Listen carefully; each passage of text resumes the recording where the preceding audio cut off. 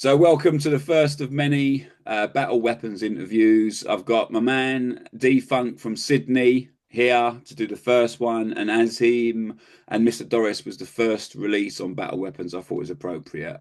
Um, so, D-Funk, thanks for joining us. And for those of people that are not aware of you, could you do a bit of an introduction to yourself? Hello, I am Defunk. Mum calls me Doug, but Defunk's fine. I'm a British DJ and producer, but I'm based in Sydney, Australia. I've been living down here for 15 years now. It's a bit sunnier than England. But I grew up in Wiltshire in UK and then was living in Bournemouth and cut my teeth basically back in the rave days, then put on some parties around the UK and moved over here and carried on pushing funk, hip hop, disco over here. And all of that has led me to this fine man and releasing on Battle Weapons with my little buddy, Mr. Doris, who unfortunately isn't here with me at the moment. Um, Here we are. Good stuff. Okay, so the Battle Weapons label is primarily mashups and sample based edits, musically across the board, very similar to what you mentioned earlier. So do you remember the first sort of mashup that you heard or sample based track that really stood out to you? Yeah, I mean, I think the first sample based stuff that I really was aware of being samples was probably NWA, Straight Outta Compton. Had that Right. on cassette probably in the mid 90s, early 90s, probably 92 or something like that. Well, I don't remember exactly what year it came out. And I remember hearing stuff that had been sampled on there that I already knew wasn't from that. As in, like they had funk records on there that they were rapping over, and I was like, oh, that's been reused. And that was the first time I think I ever realised of a proper sample based Right. stuff. Okay. Okay. I think then the main thing that I realized, the first track that really kind of like made me look into it and think, wow, that's clever, was the cold cut version of Eric B and Rakim, which I discovered after I'd discovered NWA, but it's a similar type thing. And then I heard that when I understood music a bit more, and I was like, wow, right, okay, fair enough. Yeah, I mean That's that 7 minutes of madness remix is yeah, it's just iconic. I completely get that. And interesting aside, there's a guy online who's recreated that to make an instrumental for Cold Cut who never kept an instrumental with it. They just did the one version and sent it off. And all these years later, someone's gone and collected all the samples they did, remade it, and sent them an instrumental. well, that I bet they had it would have been all on tape in those days. So if you lose that tape, Yeah, well, or I mean, yeah, and I'm sure that those sorts of things happen quite a lot with, yeah, like nowadays they'd always run off instrumentals and you'd have a backup somewhere and stuff like that. But yeah, okay. So with the advancement of sort of computers and everything, and the latest development, which is AI, Serato, and I think Logic does it as well, where they can now take the stems of most songs, even though the results tend to be mixed. Um, what do you think that will change about productions, mashups, sample based stuff? I mean, first of all, I think the potential is kind of limitless. That if you'd have said a few years ago you could get any vocal off of any track or any beat out of any track, we'd be like, wow. I mean, not there yet, is it? Because some, like you said, it's some come out amazing, some come out terrible, most are in between. I've been messing around with a few things here and there, and half of it's usable, half of it's not.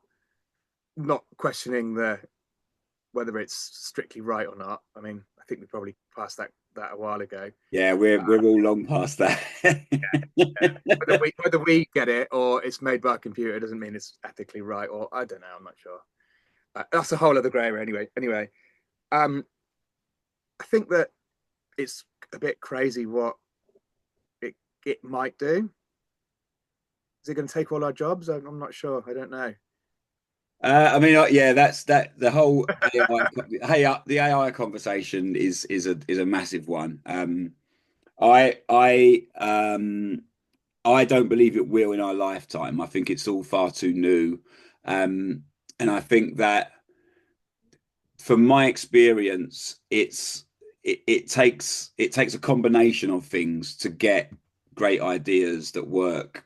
So we could go to AI, couldn't we, and say, right, this is our back catalogue, make us mashups, and Yeah. I bet the results would be like 80% awful, and because of how much AI there is, you could spend all day going through that stuff. Um, But at some point, that 80% will be 60%, and then it'll be Yeah, 50%. yeah. I mean, I'm sure in the future there would, but I also think that there is also there's a legal side of it, which it's like when they go, oh, make a song like Ed Sheeran, and then the AI goes through the Ed Sheeran back catalogue, and it's like eventually we'll get to a stage where there is no back catalogue, it's just AI, and then they'll be looking at their own AI. But it took someone like Ed Sheeran to make all those records before AI could go and copy them, and I think that's what there's court cases going through at the moment. I mean, it's such early days at the moment Yeah, that yeah, it anyone is. know really. First of all, a lot of people don't really know which AIs to use and which programs to use. You see these people saying, "Oh, we've made this copy of Ed Sheeran," and then if you try and work out how to do that, it's not just that simple like that. There's a lot of programs out there that can do that, but I don't think everyone's got the opportunity to use them. Yeah, yeah, okay, that's yeah, and I do think because I've had a couple of instances where someone said, "I'll just get AI to do it," and I've Googled AI and I've done it with it, and it's awful. So I'm sure there's probably specific AIs that are better at these things than the random ones that are coming top of the list on Google for me. You I know? mean, I think the main thing that is gonna perk up producers doing bootleg type stuff is going to be the stem splitting, like you said, Yeah, which has varying levels of usability. Like I said, some of them are amazing. Some I've been messing around and I've just checked stuff in it and I've come out, I've been, wow, that's incredible. And then some things I've given it just a vocal to just redo and it's come out terrible. And I was like, how can you get an amazing clean vocal from a whole track, but you can't make another vocal from an acapella? yeah. I mean, I think again, you're right. It's the new era, and we'll be in 20 years. It will be very different, but Oh, like totally. you say, it's starting to happen. Um, okay, so back to a bit of your story. So, is there a song or a track that stands out when you heard it and you either had the sample and hadn't used it yet, or you just heard it and thought, "Wow, I wish I'd found that first, or I wish I'd done that first." The old, oh, why didn't I think of that? Yeah, yeah. There's like a couple of times when you hear stuff and you should be, wow, that shouldn't work, but it really does. Right, okay. Um, there's definitely been a few times, like I remember years ago, there was a bootleg, which was probably one of the first bootlegs that was popular, that was Paul Van Dyke for an Angel, an old trance track. Yeah. And then it had an a cappella from, I can't remember the artist's name, but it's called Lover. And it was like an old house track. Oh, And what, the then lover that you are? it's not that, it's a different one. Um, Okay. but it's similar to that. It's that era. And Okay. then I remember being out somewhere and I heard it and I was like, I know that track and I know that other track. And at the time, I think I'd had my decks for about 3 or 4 years. So I was Right, okay. mixing up, putting acapellas on top of stuff when I was mixing and whatnot, quite creative. And I remember thinking, I've got that acapella and I've got that track, and I never thought to do that, and I would never put those two together. And it was Yeah. just like, yeah, Yeah, and I find as well that those moments when you're out and you hear something like that, or just have that moment again, going back to the AI thing, an AI bot is not going to be in a nightclub having those moments, so it can trawl the internet you know, but it won't have those moments of, I've just heard this, or it's made me think of this. Okay, any others? Any others that stand out of like, There was a few things which, like, when the whole kind of like funky breaks thing started, which is kind of where I made probably my name mostly, um, around kind of like late 2008 kind of onwards. There was a couple of things that I was messing around with, all different samples and changing genres of things, so you could have a hip hop a cappella on a house track, or a house track turned into a funky breaks track. right, And then I remember that it was Featurecast did it was one of the first, I think it might have been the first Ghetto Funk release, and he did a 110 BPM version of Super Sharp Shooter. right, I know it's not a mashup, but it's a bootleg, obviously. yeah. Just like, I'd been messing around trying to make drum and bass slower and still have the same impact, and it kind of worked. But I heard that again. I was out when I heard it, and I was just like, "Oh wow!" A producer anyway, but I was just like, "Wow, this is like that's how you do it." Yeah, okay. I remember that as like probably the track that had the biggest effects on me, when I was just like, right. So there's two things from Super Sharpshooter. So I run a night called Wonky Legs Drum and Bass Night, and I've chopped up the same thing that Zinc chopped up for Super Sharpshooter. I've got it to spell Wonky Legs, and so then every now and then you could put it on a loop and stick it into like being a drum and bass track. A whole sample of Alphabet, right? Yeah. That's right. It's from LL Cool J, and also I've constantly looking like samples that other people have used, and it was only about a year ago that I found the a cappella that Zinc had used for Super Sharpshooter, and I remember finding it and just going, "Oh my God, I can't believe I've just found this." After Vinyl. On vinyl, yeah, it was only on vinyl. It wasn't. I've looked on digitally online, and it might well be on YouTube, but I don't tend to. YouTube's not my go-to place to find it. But yeah, it was just one of those things where I was like, wow, I really should have found that earlier, you know. But might have found it and not clicked. Okay, and any more? Any more? I think you said three to begin with of ones that stood out to you. I reckon we're good. Two's good. All right, okay. And so I think you mentioned there about the sort of feature cast and obviously the NWA. So is there a producer that you has had like the biggest influence on you as either as a DJ or as a producer, or just someone that you really rate as a producer? So many. Like when you start getting into it, I was thinking about this.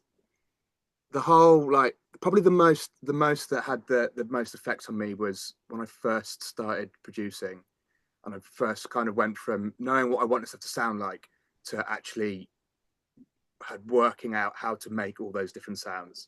Right. And hearing like people kind of like the Prodigy were the first one. When I made the first track I ever released was in 2007. It was a breaks track on a label called Westway. And around that time, I started getting into working out sampling and how different people had used different samples in the past and putting them into a breakbeat and whatnot. And then I listened back to a couple of the Prodigy albums, and I was just like, oh, wow, okay, you're next level. Like, your sampling is next level. Yeah. And the way they did it, a lot of people didn't realize that it was stuff from other records. Like you hear the Prodigy now, and then I think I saw a video recently somewhere, and like you said, a guy had remade, I think it was Smack My Bitch Up or one of them. Is it? Well, yeah, it's like it's got yeah. That I watched that, and it. I think for me, what it did is it just showed you like Liam Howlett's production style, and obviously it's like come on over the years. But when you see someone who just recreates it with the sample that you can watch, it made it, yeah, just such yeah. A lot of people, I think, didn't realize that all of those Prodigy-esque, huge anthemic Prodigy sounds weren't a Prodigy. Yeah, well, I mean, they were, yes. Yeah, so they were, they were made from samples, yeah. From somebody, Yeah, yeah, and I think as well. There's some of the tracks when someone does that and they highlight the bits that they've used and show you how they've what they've done to it. And I'm now starting to see a lot of that on TikTok. It does make me realize sometimes someone like him, it's not just a massive loop. It's not just like, okay, we've taken 16 bars and then we've done this with it. He's like taking the minutest thing or taking something and really bringing it down and then bringing it out again. It's just, yeah, it is. You're right. Next level. change the pitch up on half of it. Yeah, yeah, and but it's as well. It's that it's almost like so. Yes, he's taken there are samples and their ingredients, but Yeah, it's also what he's done to them. So me and you could be sat in the room with those records, and yeah. I know I would never have made, even with the samples laid out. These are the drums. This is I mean, I would still never have made a song that he's the songs that he's made. I wonder how long it's going to take AI to get to the point where it can make something like that. I mean, it could make us sound alike, but I think that that's again going back to the Ed Sheeran thing. I think that's the thing, isn't it? Is that Liam Howlett has done this what 30 odd years, long maybe 35 years, and I think that just that dedication to that style for 35 years, I would be surprised if we get to AI being able to do that in our lifetimes. Yeah, You me know? too. Okay, so other producers. I think I really like Greg Wilson. Oh, okay. Completely different, obviously, Yeah, yeah, yeah. like rave to disco now. But he was one of the first people that I was playing. I started off playing his edits years ago on when they were on vinyl, and I remember thinking, oh, all done really, really cleverly. Obviously, we've been doing hip hop stuff, mashup stuff, but which has turned into house and disco and all genres. And he's also someone not so much the production side, more of the editing side. So Yeah. a different skill, but something that I've always looked at and thought, oh, they're always done really classy. Always trying to make edits sound classy and not naff. Right, okay, yeah. I mean, it's I think with someone like Greg Wilson, I think it is again, it's just that thing of how long he's done it. I think that and also stuck to that style as well. And isn't it? I mean, it's the whole tape thing, isn't it? I can't. I used to try when I first started making tape edits. When you pause it and so I get the process of it, but the reality of like slicing tape loops and sticking them together But you and tape on everything now, though. yeah, I mean, I know it's not, but I think just that again, that starting that way just blows my mind that that's how the early ones were done. Whereas now I mean, I get impatient with Logic now because I can't use Logic, and now I now get other people to do it because I'm just like right, chop that there and do this and da da da. Da. But sitting and I mean, the first album I sat with Logic and program the drums and put the and just the thought of that process, I just go, oh, I just haven't got the time for it anymore. I think that there was a time when I did, and I'd really struggled to do it now. But that dedication, like Greg Wilson, to the style and the ethics of it, and just again, yeah, it's just out there, completely next level. A great DJ as well. I've seen him a bunch of times. Amazing. Yeah, yeah, okay. Okay. Any other producers? Should we do one more? Have you got one more on your list? Yeah, I think so. Again, going back to when I first started making music was probably when I had my most biggest influences. It was the Stanton Warriors. Was always the stuff that I would compare my music to. I would make a track and then I'd play it, A/B it, and I'd always A/B it again. Either Stanton Warriors or Plump DJs, and just thinking, wow, if I could get my music to sound like Didn't you theirs, didn't you have one of them? Because I played it a night with you. Didn't you have Plump or Stanton Warriors at your night? Which one was oh, it? we had all of them. Yeah, Oh, yeah. We okay. had Plumps and Stanters and Crafty and everybody. Yeah. I mean, we ran, put it into context, how I met you was we were running a night called Break the House in UK in Bournemouth. It ran for about 7 years, 6, 7 years, which was one one breaks night in UK that had a lot of the bigger breaks acts come through, play for us. Right. Yeah. Dancing's a bunch of times, Plumps. But we also had eclectic people. We had Ninja Tunes hosting a room, and we had Grand Central Records hosting a room, and we had people like Natural Self and Bents played for us, and Right. Okay. as well as having people like Plumps and Stantons, and we also then had some of the house DJs and more electric DJs played for us as well. So go back to the production of the Stantons. So my bit of trivia with them is back in the day when you had magazines that listed like the top 10 of whoever DJ it was. I think it was Dom from Stanton Warriors put in his chart that he had Don't Scandalize Mine by Sugar Bear, the Stanton Warriors remix. And I must have spent a good 2 or 3 months asking in every shop if they had that. No one had heard of it. I bumped into him about 2 or 3 years later at a party, and I said, "Oh, I was going around the shops," and he went, "Oh, it doesn't exist. I just made it up in the hope that the people who owned it would come to me, and then I could say, can I remix it?" That's one way. Visualize it. It might happen. Yeah, manifest it. I think they would call it nowadays. So because I think with to me, the Stanton Warriors and the Plumps, there's a magic to, I would say, the punchiness of their beat. That was what I was always trying to get to. Like, it hits so hard, and I was like, I was comparing how, and it sounds so clean. Like, it's music that's got such weight to it. That was like, oh, the production is just so thick in a lot of places. Yeah. Always being like, wow, this is the standard I want to be at. I want to get to. Right. We never got that, but that's what I wish I was as good in the studio as Mark Yardley. Unfortunately, I'm not.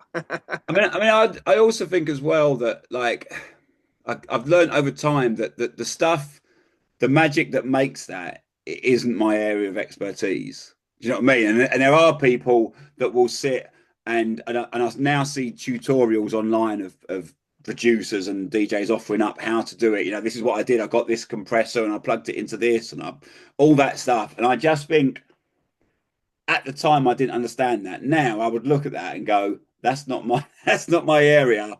I'd go and find someone whose area it was, you know. And I think that, again, I think I've said this to a few people recently, that the whole, when you get like Stanton Warriors, Groove Armada, the Plump DJs, there's 2 people, and usually one of them is a real nerdy tech studio boffin, and then the other one isn't and doesn't need to be, because they've got someone that is, you know. But that person needs to be there because those ideas would come to the absolutely. 2 people, just because they're bringing two different ends of the spectrum. That's what makes it work. Yeah, I mean, I think also, like, again, that sound that the Plump and the Stantons can manage that few of us could.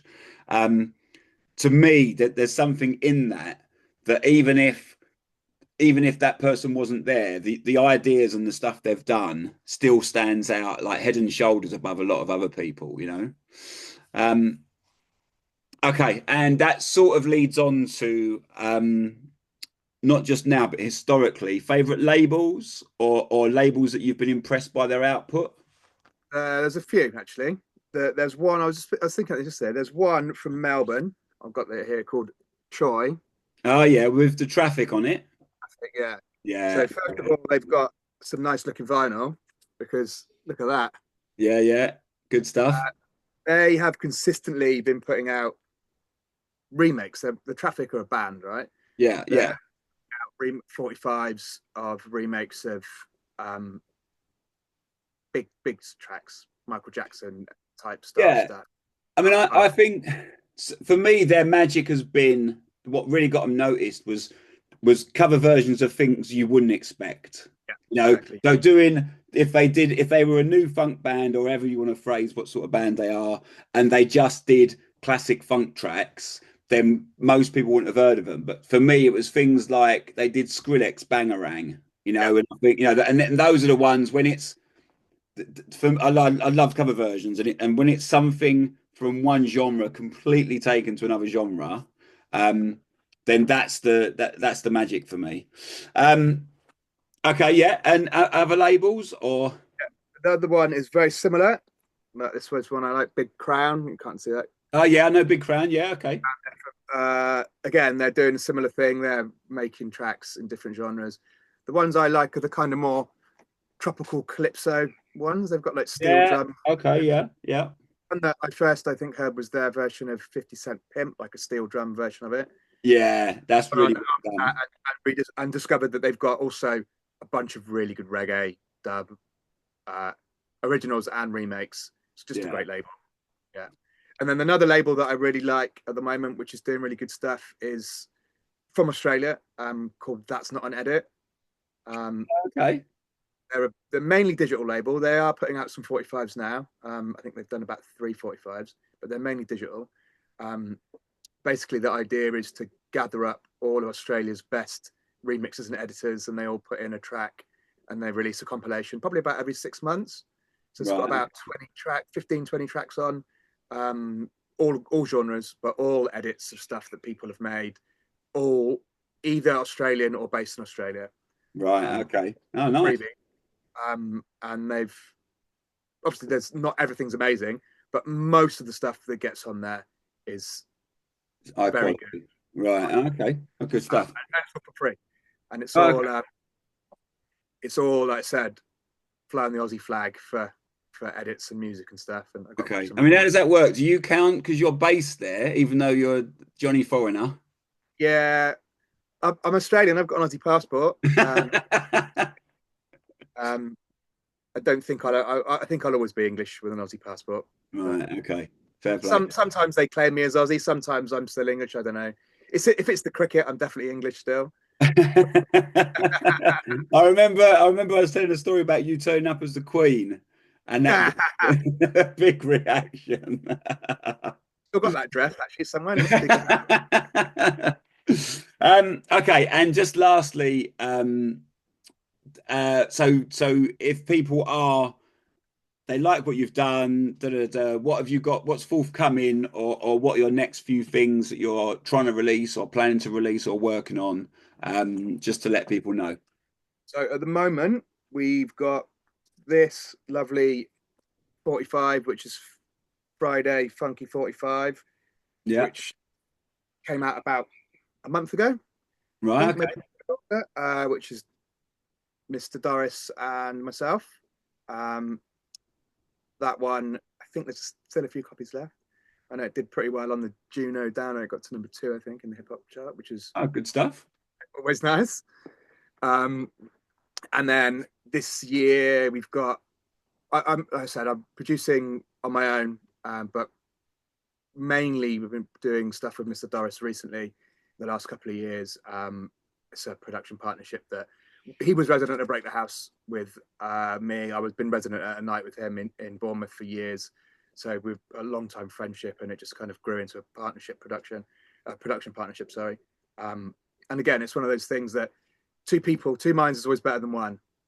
Yeah, I mean, I always work with other people, and I think there's like we've talked about, it's just there's something golden in that, and also I think sometimes when you're doing it on your own, I've done a lot of tracks and sent them to people, and I've either thought this is either really really great and no one's thought of it, or it's absolutely awful and no one no one would think of it, or someone would make half of it and then and trash it. I Um, think quality control, right? Back years ago when it was all vinyl, to get a record out, you had to go through so many different pairs of ears, 10 different pairs of ears, all have to say yeah, yes. yeah.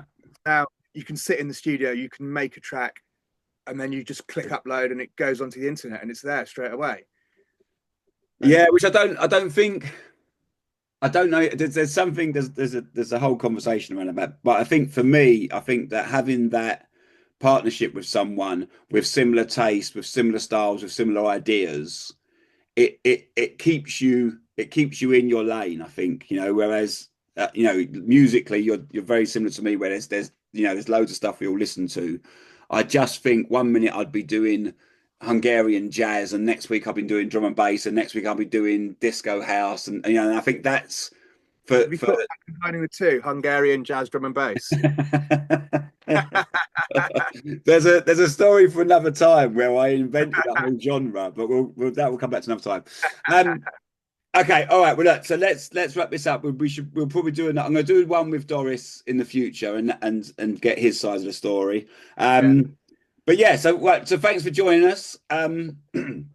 We'll upload this to the usual places. Where can people follow you on the internet? What do they look up? I've just got a brand new shiny sparkly website that I've made.